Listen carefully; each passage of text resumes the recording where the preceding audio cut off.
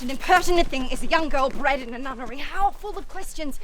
Pray thee, no more, Helena. I've told thee more than thou understandst already. The more's my grief. I would fain know as much as you, which makes me so inquisitive. Nor is it enough to know you're a lover, unless you tell me too, who 'tis you sigh for. Yes, and when you are a lover, I'll see you fit for a secret of that nature. 'Tis true, I was never a lover yet, but I begin to have a shrewd guess what 'tis to be so, and fancy it very pretty to sigh and sing and blush and wish and dream and wish and long and wish to see the man, and when I do, look pale and tremble, just as you did when my brother brought home the fine English colonel to see you.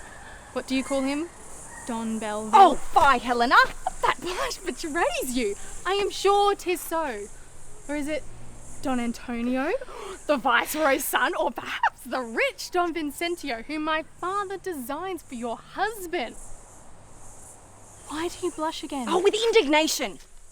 And how near soever my father thinks that I'm marrying that hated object, I shall let him know that I know what's worth my beauty, birth, fortune, and more to my soul, and to obey his unjust commands. Oh, now hang me if I don't love thee for that dear disobedience.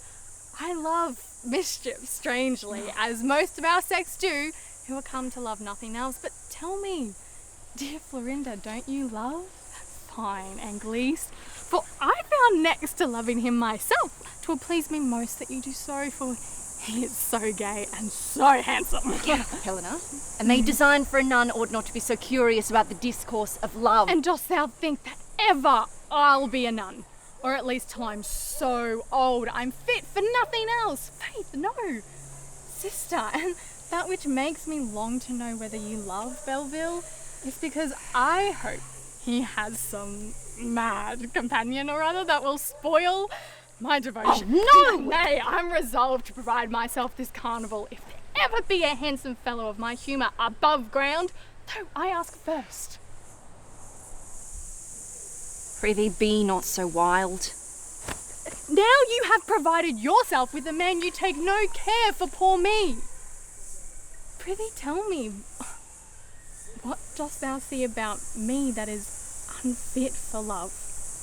Have not I a world of youth, a humour gay, a beauty passable, well-shaped, clean-limbed, sweet breath, and sense enough to know how all these ought to be employed to the best advantage?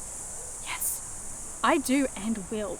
Therefore lay aside your hopes of my fortune by my being a devotee, and tell me how you came acquainted with this Belleville. For I perceive you knew him before he came to Naples. Oh, yes, I knew him. It was at the siege of Pamplona. He was then a colonel of the French horse, who, when the town was ransacked, nobly treated my brother and myself, preserving us from all insolences. And I must own, besides great obligation, I have, I know not what, which pleads kindly for him about my heart, and I will suffer no others to enter.